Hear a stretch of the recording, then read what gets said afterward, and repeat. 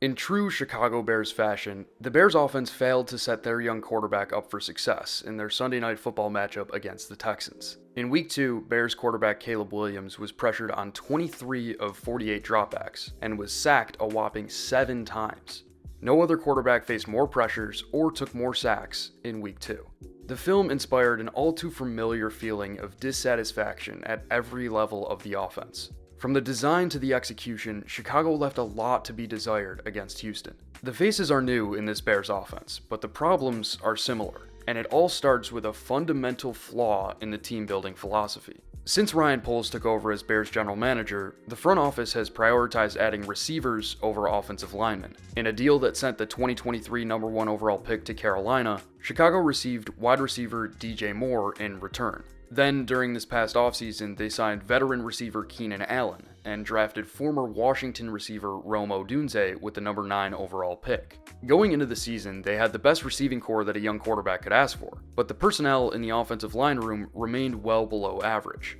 The graphic that circled Twitter during the 2020 offseason has never been more applicable. As Cincinnati Bengals fans argued over whether their number 5 overall pick should be used on a receiver or an offensive lineman, namely Ja'Marr Chase or Penei Sewell, the picture was painted with this graphic. Obviously, the Bengals took Ja'Marr Chase, and that is generally looked back on as the correct decision. But Bengals quarterback Joe Burrow and Bears quarterback Caleb Williams have completely different skill sets and play styles. Burrow was able to succeed without a great offensive line early in his career because he can get the ball out quickly and accurately to his playmakers on the outside. Caleb Williams, on the other hand, tends to hold on to the ball for a long time and make plays later in the down. During his college career, Burrow averaged less than 3 seconds to throw in both of his 2 seasons as a starter, whereas Williams averaged well over 3 seconds to throw in his 3 seasons as a starter. For any quarterback, a top-tier offensive line is ideal. But to support Joe Burrow's playstyle, it isn't an absolute necessity. That's why the Bengals were able to succeed despite prioritizing receivers over offensive linemen early in Burrow's career. For Caleb Williams to be at his best, he needs time. Like the vast majority of quarterbacks, he can't process defensive looks the way Burrow can. But Williams can make jaw-dropping throws when the offensive line gives him enough time to play the way he wants to. Chicago's failure to address the line was on full display in Week 2, and the film illustrates the necessity of reliable pass protection in an offense led by Caleb Williams. Take a look at this play from the first quarter. Houston's man coverage call is revealed to the offense when DeAndre Carter goes in motion and is followed by the nickel, Eric Murray. The call is man-free cover 1, which drops a safety into the post and sends 5 pass rushers at the quarterback.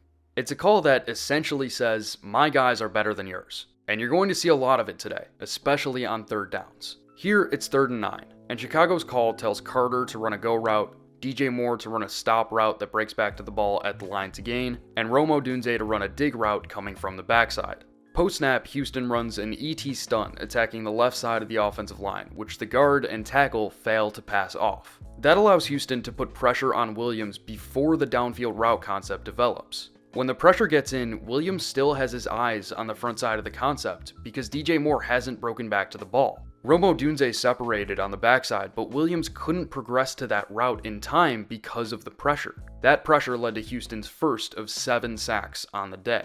Later in the first half, Chicago got a second chance to make Houston pay for a similar aggressive defensive call on 3rd down. Once again, it's 3rd and 9, and Houston comes out in a clear man coverage look with man alignment from the defensive backs opposite the 3 wide receivers. They're in man-free cover 1 again, and Chicago attempts to capitalize on the aggressive defensive call with an aggressive offensive call. On 3rd and longs like this, NFL offenses so often run sticks concepts, which tell the receivers to break back to the ball at the line to gain. So defensive backs are conditioned to expect such calls in these situations. Chicago hits Houston with a changeup here by faking the sticks concept and sending the number 1s deep. But for the concept to work, the offensive line needs to hold up. The Texans run another stunt combination here, this time sending the boundary side edge Danielle Hunter from outside to inside as the looper. Again, Chicago's offensive line can't pass off the stunt, which allows Hunter to get pressure up the middle untouched. The pressure again comes in so quickly that the downfield route concept doesn't have a chance to develop. If the stunt was passed off and handled by the offensive line, Williams could have hit one of his number 1 receivers for a touchdown because the post safety can't cover both. Instead, he runs around to evade the pressure and takes another 3rd down sack. There's no feeling more demoralizing than watching an offense fail to produce, even when they know exactly what's coming from the defense. Houston made no effort to disguise coverage calls on third down in this game. It was man-free all day, and the Bears' offensive line just couldn't hold up. The frustration boiled over for Williams at the end of the third quarter. The defense is in, big surprise here, man-free cover 1.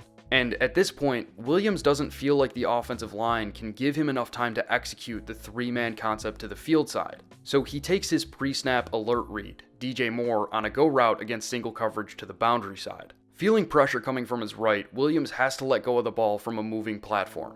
And it's underthrown, right into Derek Stingley's hands. Just watch the offensive line on this play.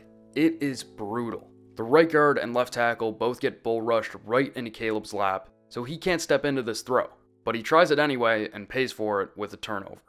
Plays like these diminish Williams' trust in his offensive line, which leads to more missed opportunities, even when the big guys up front give him enough time to execute. On this play from late in the first half, Chicago's play call tells the backs, DeAndre Swift and Khalil Herbert, to run hook routes that break back to the ball at a shallow depth, and DJ Moore to run an out-and-up double move. Post-snap, Williams looks Moore's way, but before Moore's route develops, he checks off in favor of the back and picks up 2 yards as DJ Moore gets free. If Williams had kept his eyes there, the safety could have taken it away, but it's impossible to know for sure because he felt like he needed to get rid of the ball so quickly. Bears offensive coordinator Shane Waldron and his staff have also failed to adequately address these pass protection issues. In Waldron's offense, there is an extreme over-reliance on empty formations that spread everybody out, leaving only 5 in protection. Here, Chicago goes empty with quads, or 4 receivers to the field side, and DJ Moore isolated on the boundary side. With only 5 in protection, Williams makes a 5-0 call to prepare for a possible blitz coming from the middle linebacker. It's a man-to-man protection call that tells each offensive lineman to block the man opposite him, with the tackles taking the edges, the guards taking the defensive tackles, and the center taking the mic. Houston is blitzing here, but the blitz is coming from the strong side linebacker, not the middle linebacker. So post-snap, as Williams drops back to pass, Azeez Al-Shire screams through the B-gap unblocked as the center and right guard double-team the defensive tackle. Now, Caleb Williams is still learning what he can and can't get away with in the pros, a topic that we'll dive deeper into next. And this is an example of him trying to do too much. When he feels this free runner, he needs to get rid of the football. He has Travis Homer in the flat on the front side of the concept, but instead of dumping it off, he tries to make the free runner miss, then throws it away from inside the pocket, which prompts an intentional grounding call that sets up 3rd and long. Caleb Williams is a world-class athlete, and in college he could rely on that athleticism to win. But in the NFL, everyone is a world-class athlete, and Williams is understandably experiencing some growing pains in adjusting to his new environment. Take a look at this play from early in the 4th quarter. Chicago called a double slants quick game concept, but Williams doesn't get rid of the ball quickly enough, allowing the linebackers and safeties to take the concept away. By the time he's ready to throw, Danielle Hunter is in his face after torching the right tackle.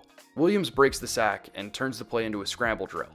At this point, he has 2 options. He can either hit Rome Odunze for a gain of about 10, or Cole Kmet for an explosive play. He chooses the aggressive option, and there's nothing wrong with that. He has the arm talent to do it, but he cannot leave this ball short. In the Pac-12, he may have gotten away with this, but underthrows on scramble drills just don't fly in the NFL.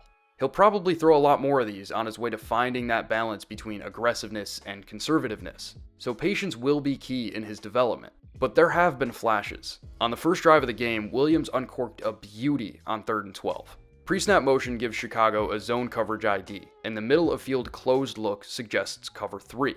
Against cover 3, or really any coverage that puts the wide corners in bail technique, Williams likes DeAndre Carter on an outbreaker from the far hash. Post-snap, he throws on time and accurately to pick up 14 yards on 3rd and 12. This was a rocket of a throw that not a lot of quarterbacks can make. Arm talent like this opens up the playbook to include designs like outbreakers from the far hash that can elevate the offense. It's going to take time for Williams to adjust to NFL game speed, but the arm talent and overall athleticism are still apparent on tape. Week 2 was mostly ugly, but this should be a wake-up call to Chicago's staff. They're in danger of making the same mistakes that the previous staff made with Justin Fields. Moving forward, the Bears need to come up with a better pass protection plan to maximize their quarterback's skill set, rather than forcing him away from the habits that define his game. Thank you guys so much for watching today's video. Drop a like and hit subscribe if you liked what you saw. Anything you guys can do to help me continue making these means so much. I will be back with my top 10 throws of the week either Wednesday or Thursday. So until then, take care.